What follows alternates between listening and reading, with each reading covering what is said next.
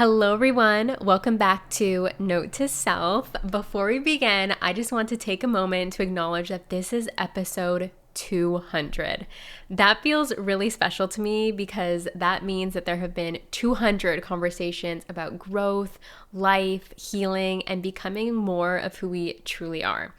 If you've been here for a while, thank you so much for being a part of this journey. And if you're newer here, I'm so happy that you found your way into this special place, and I can't wait to continue the journey with you.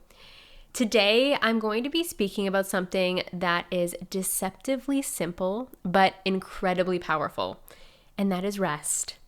More specifically, though, why rest is productive and why the resistance we often feel toward resting is actually what drains us the most. And this is often because many of us have been deeply conditioned to believe that productivity means constant motion. As if we're not working, if we're not creating, if we're not producing something, then somehow we're falling behind in life. But the truth is that rest is not the opposite of productivity. Rest is one of the conditions that makes productivity possible. And when we resist rest, and when our body is especially asking for rest, and we ignore that, what we actually end up doing is pushing our nervous system into a constant state of pressure. And a lot of the time, this can run on autopilot or in our subconscious mind, or it can be something that we might have an inkling or be able to see in ourselves, but not quite be able to shake that programming because that programming runs real deep. Many of us grew up in environments where our value was connected to output, such as good grades, hard work, achievement, or doing more. And while there is absolutely nothing wrong with ambition or discipline, the problem begins when our sense of worth becomes tied to constant doing. Because then slowing down feels threatening to the nervous system, feels threatening to the whole body, the system, your way of being. And resting feels lazy. And that's why sometimes taking a break feels like losing momentum or falling behind. But the irony is that when we override our natural rhythms long enough, our productivity actually decreases because we become foggy, we start procrastinating, we feel uninspired, essentially burnt out. Not because we're incapable, but because we're deeply exhausted. And this is something, I'm going to be radically honest here, something that I have been undoing for years as an entrepreneur, and I still find it sneak up from time to time. I'm sharing this with you today actually because it's been a little bit of a theme. I've been recognizing that my body's been calling for a bit more rest, but there's things that I'm excited about. And then if I do rest, perhaps a little more than my ego would like, I tend to judge that as being lazy. But I want to speak next to why rest is not laziness. And this is what we need to start telling ourselves, because rest is restoration. I love that play on words there, by the way. Rest is restoration. Rest restores your energy. Rest restores your clarity. And rest restores your creativity. Think about how often your best ideas come when you're not forcing them. Maybe you're out for a walk in nature, you're in the shower, or you're journaling, or just having a quiet morning moment with your coffee. Your mind is relaxed, your nervous system is open, and suddenly the insight arrives. That's not accidental, because when the brain is constantly in problem-solving mode, it narrows its focus. But when we step away and rest, the brain enters a more expansive state where creativity and integration can happen. And this is so powerful to recognize too, especially for those of you who are entrepreneurs, because I know that this pattern, this programming exists in so many of us out there. But when it comes to that next up level in your business, maybe it's the idea around a new offer or how to take the next step or creating a whole new product. That doesn't come from hustle. That comes from spaciousness. I'm going to speak more into that, but I just really want you, if you're listening and this is resonating with you, think about where in your life has your body or your system perhaps been asking or nudging you for a bit of rest, because that might be a sign or symbol that your up level, the idea for what's next for you and your business or your life move is right around the corner. your system, your higher self, your soul is just asking for a little bit of space, a little bit of a break so you can relax and that idea can come right through for you. So back to it, sometimes the most productive thing you can do for your work, for your business, for your creativity, and even the relationships in your life is actually to step away from them for a moment. Create space. And I want to touch on the resistance to rest here for a moment, because here's the deeper layer. Resistance, it takes up a lot of our energy. And often it's not the rest itself that is the hard part for us to wrap our heads around. The resistance to it is, because when we slow down, things surface. Emotions, thoughts, fatigue that we've been ignoring, or a big one is self-judgment. And for many high achievers, staying busy is actually a way of avoiding what is underneath. And I'm going to pop in here for a moment very transparently and say I have been very guilty of this in the past. I feel called to share about a time in my life when I was first starting out as an entrepreneur and I was living in Italy, and I was in pure hustle mode with the intention of being able to work for myself. For those of you who might not know my story, how I came to be an entrepreneur, I moved to Italy. I quit my corporate marketing job and I moved there for the first year as an au pair, which meant that I was getting around 80 euros per week, and the rest of that was up to me to make my dreams a reality. And at that point in time, I had a couple of freelance marketing clients. I was on YouTube. I was starting to make money through AdSense and through sponsorships. And I wrote and published 3 books.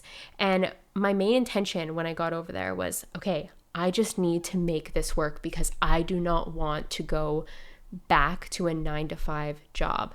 So I was drinking a lot of espresso. I was at the coffee shops or working every single day in between my au pair hours to make my dream a reality. And it was amazing. It was abundant, and my dream did become fulfilled. But I recognized that I was perpetually in this state of keeping busy because there were deeper things under the surface, and those deeper things started to reveal themselves in the future. A couple years after that, a couple years of living in Italy and being an entrepreneur, I started to notice when I had the ability to rest because I was making more than enough money, that anxiety and depression started to arise in my system. And I noticed a habit in myself that was whenever anxiety would really start to come to the surface, I would book a trip. I would go hop on a train and go for a weekend in Florence. I would take a flight to Paris or to Croatia. I would say yes to opportunities. Great. And I'm so grateful that they were there. But when there was any discomfort, I would create an opportunity for myself as a way of subconsciously, I say subconsciously because I wasn't aware of it at the time. I just thought, oh, I'm taking care of myself by doing this. But it wasn't until I actively started to reconcile and heal my past, right, through my own inner work and deciding to really look at things, that I've been able to access pure divine inner peace and calm inside my system. Like I said, this pattern still arises a little bit in me, not in the way of avoidance of something bigger. The pattern comes from being an overachiever and judging myself as lazy when it could be time to take a break. So I just share that personal example because it might not be something that's completely in your awareness, but hopefully that transparency that I offered you might grant you some insights around something that could be there for you to look at. So again, for many high achievers, staying busy is a way of avoiding what is underneath. So take note. If ever there's a desire to just keep busy, stay busy, ask yourself, is there something for me to look at here? Is there something that I'm avoiding? Is there a discomfort that is arising in my system that is asking to be brought to light? Because here's the common narratives when people keep pushing. If I keep going, I don't have to feel. If I keep producing, I don't have to pause. But healing, clarity, and true alignment often require space. And this is something that I see all the time in coaching, because people come to me when they're feeling stuck or overwhelmed in life. And when we start looking deeper, what they actually need isn't to push harder. They need to reconnect with their energy. They need to start taking back and reclaiming their power and operating in their life as the authority in their reality, the creator of their reality, versus falling victim to circumstance or just going with the flow of the people around them versus thinking about their desires, their clarity, their values, and choosing to move forward from that place. So next, I want to talk about real rest versus escapism, because there's also an important distinction here. Rest is not the same thing as numbing out. Scrolling endlessly, consuming content nonstop, or distracting yourself constantly, that's not restorative. It might appear that way. Let's say when you lie on the couch, you're in horizontal mode and you're scrolling social media and it feels a bit mindless, because your energy and your attention and your focus is just being drawn outside of you. And the word that's coming to me right now is chaotic. It's a bit chaotic when we open up an app like TikTok and we don't really know what we're going to be exposed to, especially with everything that's happening in our world right now in big ways. So again, that's not actually allowing our energy body to rest and relax, because we don't know, one, what we'll be exposed to, and we aren't actually focusing the energy inwards. It's being drawn outwards. We're giving our power away essentially.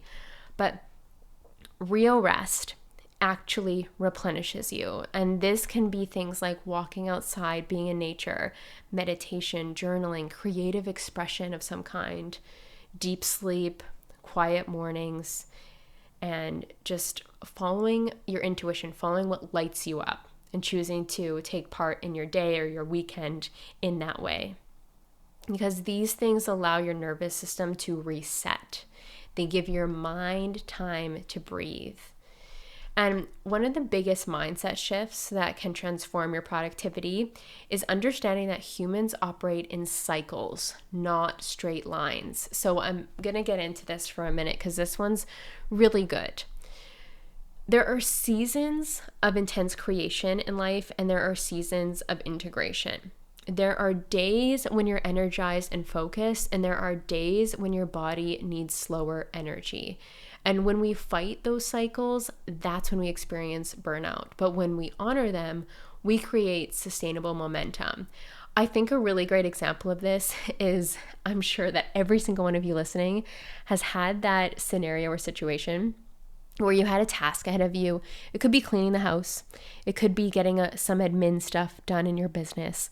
And you're like, oh my gosh, this is going to take me all day. This is going to be a solid 8 hours of work. And all of a sudden you get it done in like 2 to 3 hours, and it was enjoyable. That is often a simple example that I think about when I'm having a day where I sit down to work and I'm looking at my computer and I'm like, I just don't know if I have it in me today. Like, my body is calling for me to rest or relax a bit more. I'm being called to charge the batteries. And I'm not saying like don't commit to what you've set out to commit to. Like, I'm meaning those days where maybe you've got a task in front of you that you're just like really not feeling, and this is more of an intuitive feeling, but you're really not feeling like that's the best use of your energy in this moment. And you know that that energy is going to come through at a future time to support you. Maybe all the pieces aren't there. Trust yourself. Maybe all your batteries aren't charged because it requires a high level of focus. So ask yourself, what do I need? And listen internally to what the answer is for that. Because sustainable momentum is far more powerful than short bursts of overwork followed by exhaustion. So if you notice that exhaustion start to creep up, ask yourself, what can I do for myself instead of draining and depleting my energy and what's left of it? How can I recharge my batteries right now? So I want to offer you a question today. Where in your life might you be resisting rest? Where might you be pushing simply because you feel like you should? And what might shift if you allowed yourself to trust that rest is actually supporting your growth? Because the most powerful productivity strategy is not squeezing every ounce of effort out of yourself. It's learning how to manage your energy wisely. Another great example I have here is fitness. So recently I've started back at F45. And this is like a 45-minute HIIT type workout. And you move through different like sections, different pods, and there's like a bit of rest time in each. And I've done F45 before in the past for like over a year at a point in time. And I have like a good history with different types of fitness. And one thing that I know that I'm very strong at is being able to track my energy and manage it while I'm in a workout, which means that I can push myself, but never, and this is just me personally, I never like to push myself to the point of like destruction. I'm just going to say that because it was a previous version of me who used to just like throw myself into HIIT style workouts until I was like, somebody's going to have to carry me out of here, because I just gave it all that I had. But I recognize and have recognized over time how operating in that way energetically for me is not supportive to my energy body, to my physical body, because it really spikes my cortisol and it doesn't feel good to me. It doesn't feel good to be totally sore and totally taken out for the day. Anyway, so back to this example. At F45, what I do is when I'm in these workouts, these pods, I am pushing myself. I am completing the time that's needed to, never too heavy of weights that I feel like my muscles could potentially fail out on me, are gonna like fall out. Or I don't push myself in the way of cardio that feels like I can't really breathe or I can't make it through.